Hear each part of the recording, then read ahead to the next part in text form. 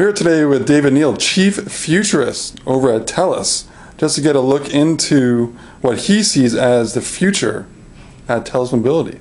So what is going on at TELUS, and what does the future hold? What does the future hold? Well, actually, most of what we've been doing is setting up the framework for the future. And as you can tell, it's the game has changed. It's all basically about broadband mobility. But it manifests in two forms, because there is broadband as a substitute for broadband to a PC. Okay. And then there's broadband wireless as an enabler for a whole new class of devices. So that's basically all the smartphones. But they're two different beasts, and it's kind of funny how they, when people talk about them, they get smeared together. Two totally different beasts. So which are you focused on now, or are you focused on both? Well, I was going to say you focus on broadband, right? But what you have to do is you have to consider that it has many different appearances. So. Okay. And from this past few months, when you have switched over to your new network, how's everything going there? What was expected, and what has not been expected with the transition? Actually, I mean, in terms of how did things go, it actually went a lot better than it might have gone, because I mean it's extraordinarily complex. Because even if you are running a mobile company, you still got to do an awful lot about putting in the new layers, etc., etc. But the thing that has been most interesting, really, is watching the speed at which, when we were first planning, we talked about how things might go, and the might is done, it's happened, it's been, we're in there. So essentially we were able to launch on time. What has been very amusing to us is there's been a lot of discussion about, so these guys are going to take a long time to get it together, it's a new network. Well, that would have been if it were new. It's new in that we bought a new one, but the actual technology is remarkably similar to the CDMA that, of course, has been in place for quite a while. So what TELUS has learnt over the years of operating with a CDMA code division network has really made a hell of a difference, because it means we weren't exactly neophytes when we turned it up HSPA, because of course underlying that is code division. Right. So an awful lot of discussion was had about how we would fall flat on our faces, and I'm not saying that we were absolutely certain, but we had a high comfort. And the technologists have been able to deliver as promised, so that's been very exciting. And all of this is enabling, so it's essentially setting us up for many of the things that your readers see daily. So you see all the cool devices, but someone somewhere has to figure out the freeway that they're going to run on. Right? So that's really what we've been doing. So in regards to what you see in the future, what is that? Like, how do you see mobility going? Because you are the chief futurist. Yeah. It's definitely going to look very different to the way it is today. You've reached a stage where obviously this is, you might argue, it's a relatively late stage market in terms of its development. So the penetration is actually pretty deep. You get an awful lot of people talking about, well, penetration is so low in Canada. I don't know where you've been, because in fact, when you've got 7 out of 10 people, and the remaining 3 are probably too young to use one, or so old they can't read the numbers on it. So, I mean, look at it that way, right? The number of households that have mobile penetration, very, very high. Like 70% or... Well, exactly. So when you hear people saying, yeah, but in some countries they have 110, 120%, you've got to step back and go, now, how could that be? And of course the reality is it's because you've got single people with multiple SIMs. Right. In fact, you still only have about 70% penetration, because the very young and the very old don't care regardless of where in the world they live, right? Right. So once you put that into perspective, there's an awful lot of hyperbole talked about, the state of play in Canada, and it's kind of silly, because in fact we really have amazing networks. Consider the size of Canada. It's amazing we actually have as much wireless when you consider how far and how wide the country goes. People talk about, well, what about France? Well, man, I can drive across France in less time it takes me to get out of Ontario. So all of these things are very important. So anyway, now that you have a situation where Canada has literally the leading networks, the key thing is bringing in the devices, and no shortage of that, because of course the incumbents are fighting frantically to get the visibility. I'll be quite honest, what we're doing here is trying to make sure that we do a little bit of, the best way to express it would be curation. We want to curate it, because there are so many devices nowadays, it's a bit like trying to pick a book in the Smithsonian Library.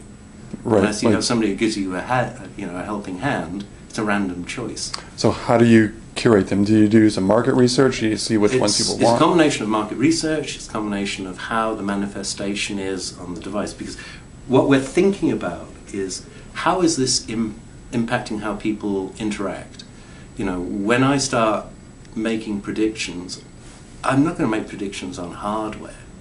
That's kind of not important. So the stuff that's in the device it's how it's getting used that's important. So something like your upcoming Motorola milestone, how do you see Canadians really benefiting from that device? Well, so let's move more generically.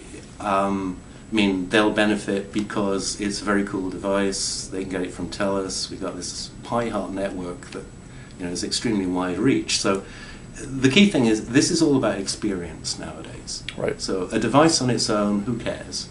In fact, we've already seen what happens. You get a really cool device like the new Google device, and when people are self-directed, you see what happens. Essentially, the long and short of it is collaborative experience is a much more productive customer experience than somebody going it on their own.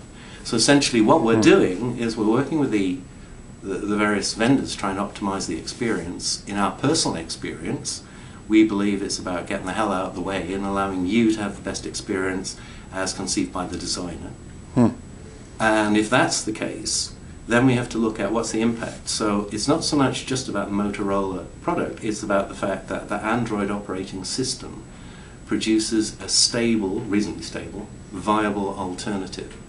Because I've gone from a stage now where I think about how I could struggle getting the same app across 1 trillion devices, right, to a situation where how do I get people to behave the same way? That's all I have to think about now, right, because the app bit's gone.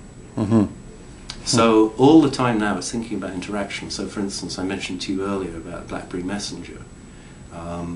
When we first experimented with that, we knew that if we got the pickup that we thought would come, you would end up creating a whole ecosystem that survived exclusively within BBM. And it's carrier agnostic. It doesn't care. Right. And I think this is the future. You have to remember it's all about the individual. And we have a situation where people are now so used to doing what they want, when they want, wherever, whenever, that it's all about enabling that. So all of the future that we see is about increasing enablement, it's about empowerment, it's about providing creative disintermediation. Creative disintermediation. So what I mean by that is allowing you to do things that previously you were utterly dependent upon third parties. If you look about the powerful impact of internet on society, it wasn't so much because you can actually get more porn than you can shake a stick at. It was actually because people could now go and become self-directing. They could do what they wanted without dependency on third parties. So a little more ownership. They the feeling of ownership more than being strapped down. Ownership, but it's about you. It's why should you compromise? You know what you want. Right. So, to my mind, it's all about us trying to let you get at that. And is this in 30 days or 60 days, or is this in 5 years' time that you see this? I think you'll see it both manifest itself in the short term, like 30, 60 days, but some of the things we're talking about, this is a journey. So the problem, I think, with a lot of technologies, people see it as a series of unrelated projects, product X, wow, product Z, amazing. Whereas what we see is a curve that represents itself, little point manifestations, but it's about a curve, it's a journey. And it must be continuous, because life is a continuum. Right. Very few discrete events in your life other than car accidents. Yeah. So, from regards to the future technology, LTE, is that, I know that's something you're planning because release went out today. How will the speed be different? How will the experience be different?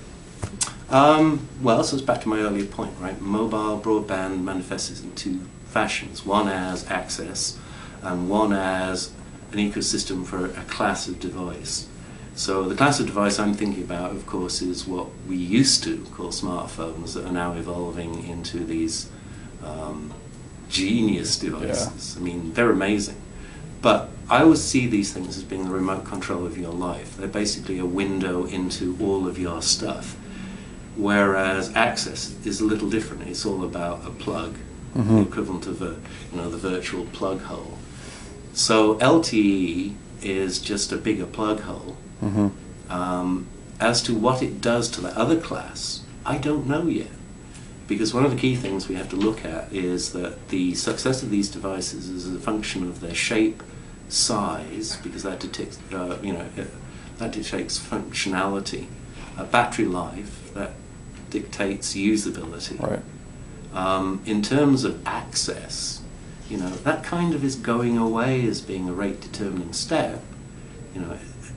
You end up really where the experience will be about the whole 9 yards, because in fact, in principle, and Google is trying to prove that, the same device works on every network, fill your boots.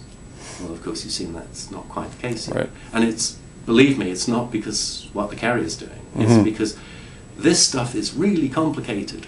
Right. So in the future, we've got to make it more simple. So there you go. There's another place. So there's the future. So you've been in the industry for a little while. Yeah. A year or two. Me and Marconi used to whittle sticks together. In the past, would you have predicted something at this rate, how technology is going? Not at this rate. It's actually interesting. I have a document that I prepared back in 96, 97, which was actually to raise a bunch of money for some of the first data networks. And a lot of what I'm actually working on was predicted in the document. But the speed at which it has been assimilated was not anticipated. Wow. So we've got many things that are all combining, and all things conspire. But in this case, you've got a combination of the technology's going hot at the time the networks have gone hot, at the time you actually know what to do with the damn stuff. Right. Because nobody actually does wireless data. They never have done. They never will do. They actually use it for stuff. Right. And the stuff is now credible. Right. Right. Okay, great. Anything else you'd like to add? Anything else you'd like to tell everybody about the future? Come on down. The future will be better at TELUS. Will be better or will be friendlier? Well, it's friendly already. It's friendly right now. Just be better than friendly. That's right. Come on. Beautiful. All right. Well, I appreciate your time. You're very welcome. Thank you.